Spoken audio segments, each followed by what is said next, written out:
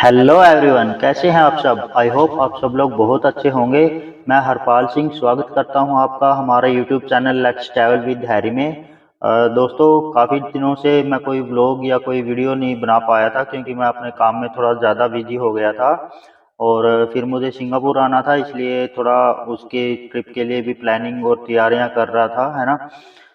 Sorry उसके लिए। अब मैं आप लोगों को रेगुलर वीडियो नहीं दे पाया, पर अब मैं सिंगापुर आ चुका हूं और यहाँ पर आपको हर रोज़ रेगुलर वीडियो मिलेंगी। सिंगापुर से रिलेटेड हर हर तरह की वीडियो मिलेगी, व्लॉग्स भी बनाएंगे, वो सब भी आप लोगों के साथ शेयर किए जाएंगे, है ना। और बाकी कंट्रीज़ के बारे में भी जो है वीडियोज़ मैं डालता रहूँगा। तो एक्चुअली कल निकला था मैं घर से। तो कल सुबह मेरी 9:30 पे दिल्ली से फ़्लाइट थी सिंगापुर के लिए। मैं थोड़ा जल्दबाजी में था और रात सोया भी नहीं था, इसलिए मैं वहाँ का तो व्लॉग नहीं बना पाया। मतलब दिल्ली से लेकर सिंगापुर तक का मैंने व्लॉग नहीं बना पाया। थोड़ी जल्दबाजी थी, टाइम की कमी थी और कुछ और इक्विपमेंट्स की वजह से मैं व्लॉग नहीं बना पाया। पर मैं आपको पूरा सब कुछ डिटेल में बताऊंगा कि कैसे कैसे मैंने इमिग्रेशन क्लियर किया, दिल्ली का इमिग्रेशन कैसे क्लियर किया, क्या क्या मुझसे पूछा गया, क्या क्या कुछ हुआ वहाँ पर मेरे साथ, है ना। और उसके बाद सिंगापुर पहुँचने के बाद क्या क्या हुआ, इमिग्रेशन पे क्या क्या पूछा गया, कितना आसान था या टफ था, सब कुछ मैं आपको पूरा डिटेल में बताऊंगा। तो बने रहना इस वीडियो में मेरे साथ। और यहाँ पर आने के बाद मैंने, मतलब देखो, मैं सिंगापुर पहली बार आया हूँ, तो मुझे कोई आइडिया नहीं था कहाँ पे क्या है, क्या करना है, ना कोई यहाँ पर मेरा नॉन है भी। मैं किसी की हेल्प लेकर कुछ जो भी मेरा हॉस्टल होटल जो भी है उसको ढूंढ लेता। तो मेरी इंग्लिश भी ठीक ठाक ही है बस। तो मैंने अपने बेस पे ही सारा ढूंढा है, कुछ मैप की वजह से, कुछ लोगों से पूछ के, कुछ अपने आप चल फिर के, है ना। तो जहाँ पर मैं रुका हुआ हूँ ये अटलांटिस पोर्ट है, ये एक स्पेस पोर्ट है। यहाँ का भी मैं आपको टूर दूंगा। ये जो रूम मैंने, एक्चुअली ये रूम ये कि बेड सिस्टम है, जो मुझे काफ़ी सस्ता मिल गया बाकी होटल से। इसको भी दिखाऊंगा आपको। ये होटल रूम से भी बहुत ज़्यादा अच्छा लगेगा आपको, वैसे ही अभी थोड़ा लाइट की वजह से ऐसा लग रहा है। तो बहुत अच्छा है ये, मैं आपको इसका भी टूर करवाऊंगा। और अब बात करते हैं मेरी दिल्ली से जर्नी स्टार्टिंग की। मैं करीब 3 बजे मैं घर से निकला था अपने पेरेंट्स के साथ। मेरे पापा, मेरे चाचा और बाकी सब मुझे छोड़ने के लिए आए थे एयरपोर्ट पर। तो चलो, उससे पहले मैं आपको एक बार वीज़ा के बारे में बता देता हूँ। मेरा सिंगापुर का जो है, मेरा मल्टी एंट्री का वीज़ा है। मैं जितनी बार चाहे सिंगापुर आ जा सकता हूँ। मतलब मेरा 2 ईयर का मल्टी एंट्री वीज़ा लगा हुआ है, सॉरी 6 मंथ। तो अ, मतलब वीज़ा मैंने कैसे अप्लाई किया, वीज़ा मैंने किसी एजेंट के थ्रू अप्लाई नहीं किया। मैं आप लोगों के साथ सिंगापुर की ऑलरेडी वीडियो एक शेयर कर चुका हूं। अगर फिर भी एक बार आप लोगों को बता देता हूं कि सिंगापुर के वीज़ा के लिए मैंने मेरा जीएसटी नंबर, मेरा पासपोर्ट साइज फ़ोटो और 6 महीने की बैंक स्टेटमेंट और रिटर्न और ऑनवर्ड टिकट, वो दोनों कंफर्म लगाई। बस दैट्स इट, ये सब मैंने लगाया था। और जो एम्बेसी है वहाँ से मैंने अप्लाई किया था। तो विद इन 2 और 3 डेज मेरा वीज़ा आ गया था। और उसके बाद मैंने फ़्लाइट वगैरह मेरी ऑलरेडी 12 तारीख की बुक थी, तो मैं कल सिंगापुर आया हूँ। जब मैं घर से चला रात को, तो मैं करीब 7 बजे दिल्ली एयरपोर्ट पर पहुँचा था। तो वहाँ पर घर वालों के साथ कुछ फ़ोटोज़ वगैरह लेने के बाद और घर वालों को ओके टाटा बाय बाय बोलने के बाद, तो मैं अंदर आया। अंदर आने के बाद मतलब जैसे ही मैं डॉक्यूमेंट चेक करा रहा था, तो मुझे पता नहीं था कि कुछ यूएसडी, सिंगापुर डॉलर या फिर यूएस डॉलर साथ में कैरी करके चलने पड़ेंगे। मैं अपने हिसाब से चल पड़ा भी, हाँ ठीक है, मेरे अकाउंट में वो पैसे पड़े हैं 2-2.5 लाख रुपए, 3 लाख रुपए, मेरा काम चल जाएगा। तो मैं जैसे ही वहाँ पर पहुँचा, वहाँ पर जो इंडिगो का काउंटर था वहाँ पर पहुँचा, तो वो डॉक्यूमेंट चेक कर रहे थे। तो उन्होंने पूछा कि आप कितनी करेंसी कैरी कर रहे हैं। मैंने बोला मैंने तो कुछ नहीं कैरी किया, मैं तो अकाउंट में है, कार्ड्स हैं मेरे पास। तो उन्होंने साफ मना कर दिया, बोले नहीं सर, ऐसे नहीं चलेगा, आपको कुछ करेंसी तो कैरी करना बहुत ज़रूरी है। तो थोड़ा बोला भी मैंने उनको भी, अभी तो मेरे पास है नहीं है, पर मतलब मैं जब मर्जी निकलवा सकता हूँ, मेरे पास डेबिट कार्ड, क्रेडिट कार्ड सब कुछ है ना। पर वो नहीं माने। फिर मैंने वहाँ से जो दिल्ली एयरपोर्ट से ही करेंसी एक्सचेंज करवाई, वहाँ पर सिंगापुर डॉलर मुझे नहीं मिला, तो मैंने यूएस डॉलर लिया। मैं एक बार यूएस डॉलर आपको दिखा देता हूँ। यूएस डॉलर की जो है रिक्वायरमेंट है वो आपको कम से कम 500 यूएस डॉलर आपके पास ज़रूर होने चाहिए कैश में। तो मैंने वहाँ से 500 जो है 100 के डॉलर वहाँ से लिए। ये करीब 45,000 रुपये हैं इंडिया के हिसाब से। 45,000 रुपये मैंने एयरपोर्ट पे गूगल पे किए, उनको पे किए और उन्होंने मुझे 500 यूएस डॉलर दिए। उसके बाद मैंने वो बिल लाकर उस डेस्क पे दोबारा दिखाया, तब जाके उन्होंने स्टिकर लगा दिया और मुझे आगे के लिए प्रोसीड कर दिया, है ना। उसके बाद मैंने अपना जो है चेक इन बैग जो वहाँ पर दिया और उन्होंने मुझे बोर्डिंग पास दे दिया और मेरा जो है चेक इन बैग पर स्टिकर लगाकर उन्होंने आके पार्सल कर दिया। ओके, उसके बाद तो बैग देने के बाद मैं इमिग्रेशन काउंटर पर गया, तो इमिग्रेशन वालों ने मुझे रोक लिया, क्योंकि पता नहीं उनको क्या डाउट हुआ। तो वो एक्चुअली मुझसे डॉक्यूमेंट मांग रहे थे, भी रिटर्न टिकट दिखाओ। तो मैंने रिटर्न टिकट दिखाई उनको। रिटर्न टिकट मेरी 3 महीने बाद की है। तो वो बोले भी इतना टाइम क्या करोगे सिंगापुर में। मैं क्या सर घूमूंगा। तो बोले इतना टाइम थोड़े ना घूमोगे, छोटा सा शहर है वो, और मतलब 3 महीने के लिए 3 महीने में क्या देखोगे, घर घर में थोड़े ना घूमोगे। तो मतलब ऐसी बातें चल रही थी, तो उनको मतलब सेटिस्फैक्शन नहीं हो रहा था। तो मैंने उनको सारे डॉक्यूमेंट्स भी दिखाए, मेरी होटल बुकिंग दिखाई और फिर वो बोले भी नहीं आप ऐसे नहीं जा सकते। तो वो मतलब एक अफसर आया और उसने पहले वो मेरे डॉक्यूमेंट कहीं और लेके गया, तो फिर वापस आया, बोले कि नहीं सर, मतलब आप अभी नहीं जा सकते। तो उन्होंने एक रास्ता बताया भी, आप सीधे वहाँ पे चले जाओ और वहाँ पर जाकर खड़े हो जाना, वहाँ पर कोई अफसर आएगा और वो आपसे बात करेगा, है ना। तो मैं अपने डॉक्यूमेंट्स लेकर वहाँ पर चला गया और खड़ा रहा वहाँ पर। और भी 4-5 लोग खड़े थे, कुछ लड़कियां और कुछ फैमिली भी थी। मतलब किसी का कुछ इश्यू होता है डॉक्यूमेंट्स वगैरह में या फिर किसी भी चीज़ में, तो उनको रोक लेते हैं वो।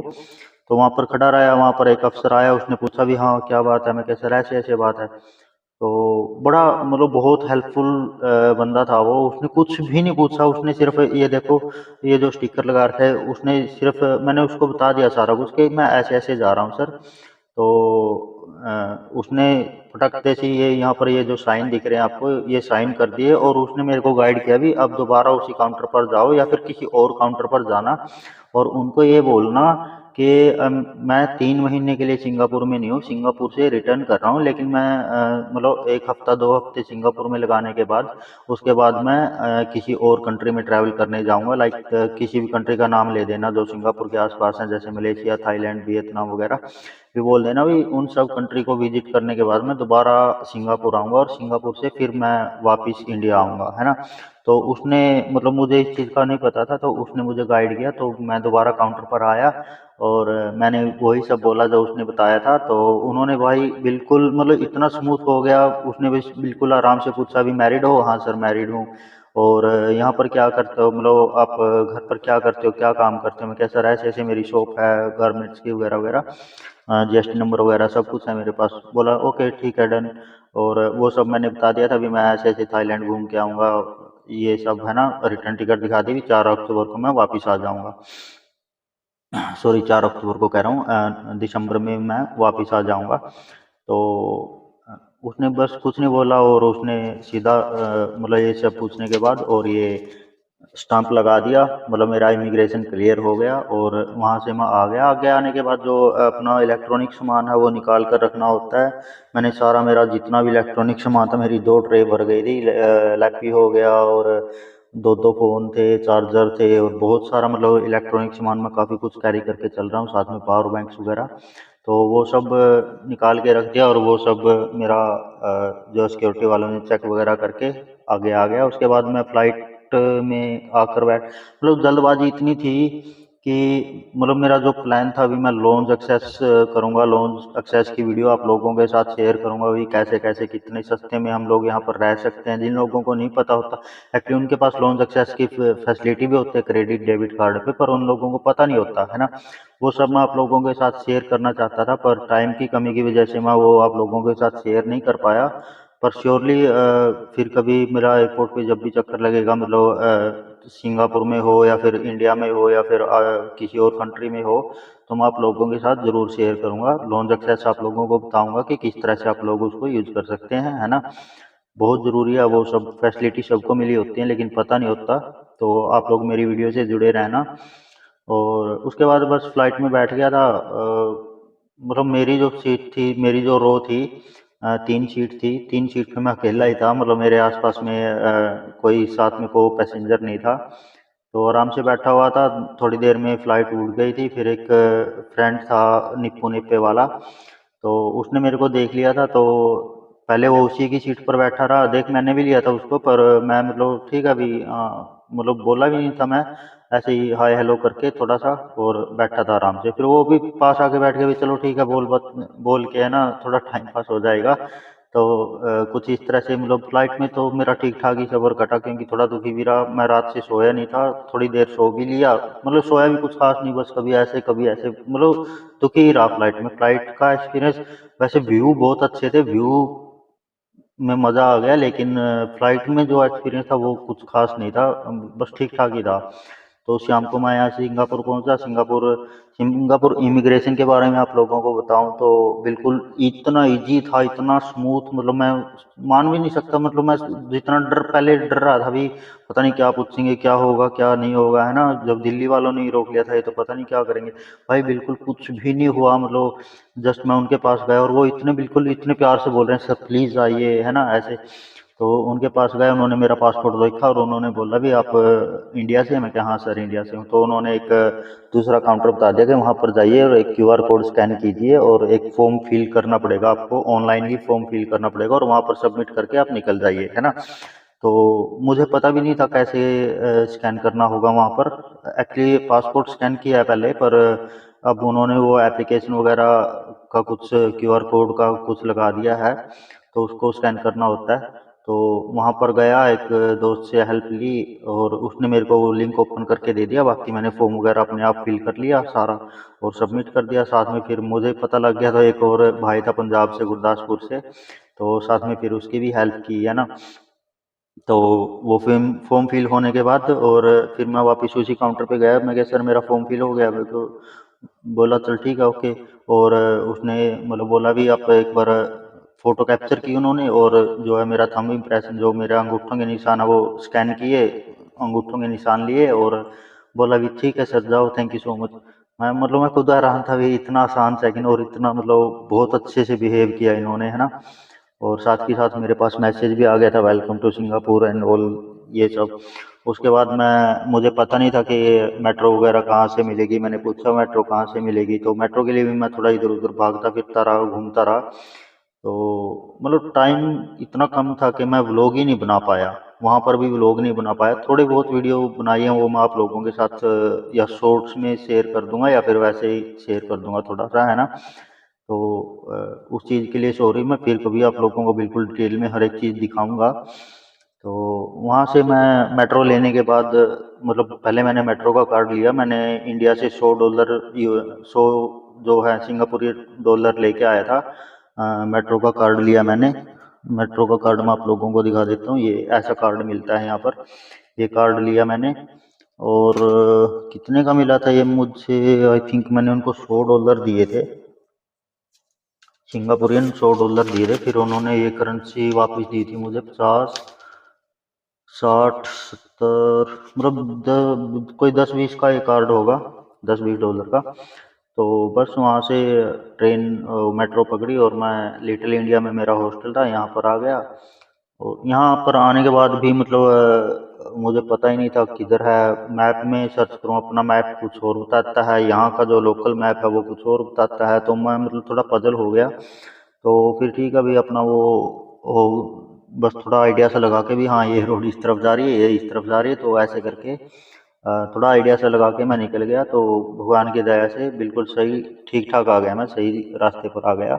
आगे जाके जो लिटिल इंडिया की मार्केट है वो मुझे दिखी, जो तो थोड़ा हौसला हुआ भी, हाँ बिल्कुल सही रास्ते पे चल रहा है। तो चलता रहा। आगे जाके हॉस्टल का पता ही था मुझे कहाँ पर है, मैप में वो तो एग्जैक्ट दिखा रहा था। बाकी हॉस्टल वालों से मैंने बात कर ली थी, तो वहाँ पर आ गया रात को, और आने के बाद मतलब मेरा सर दर्द बहुत ज़्यादा हो रहा था और रात से कुछ खाया पिया भी नहीं था। तो मतलब बस मुझे ऐसे और था भी एक बार कहीं लेटने के लिए जगह मिल जाए और मैं आराम से लेट जाऊँ। मैं आते ही बैग वगैरह रखे, मुँह वगैरह धो के, और आते हुए रास्ते से कुछ खाना ले आया था, और वो खाना खाने के बाद मैं मतलब दवा लेके, पेन किलर लेके, मैं थोड़ी देर में क्या चल थोड़ी देर लेट लेता हूँ, फिर उसके बाद बाहर निकलूंगा। बस ऐसा लेटा कि 3-4 घंटे पता ही नहीं लगा कब नींद आ गई है ना, सो गया।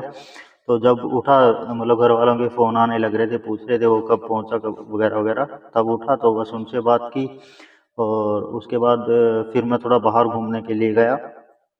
तो भूख लग गई थी एक्चुअली, दोबारा फिर से मैं खाना खाने के लिए गया। एक रेस्टोरेंट था एबीसी करके, लिटिल इंडिया में, वहाँ पर खाना खाने के लिए गया, और वहाँ पर मुझे $1.5 का एक पराठा मिला, और $1.5 की मुझे कॉफ़ी मिली, है ना।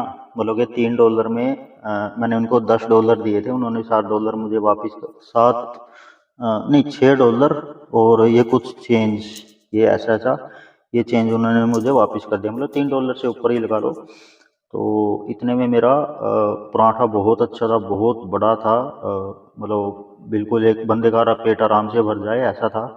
तो वो सब करने के बाद मैं वापस आ गया, और वहाँ पर भी कुछ अपने हरियाणा के और एक पंजाब का भाई था, वो मिल गया, उनसे बातें हुई। फिर वहाँ पर आ गए, यहाँ पर आकर थोड़ा रात को घर वालों से बात की, थोड़ा और काम किया, और उसके बाद सो गया। अब आप लोगों को आज जो है मैं बिल्कुल फ्री हूँ।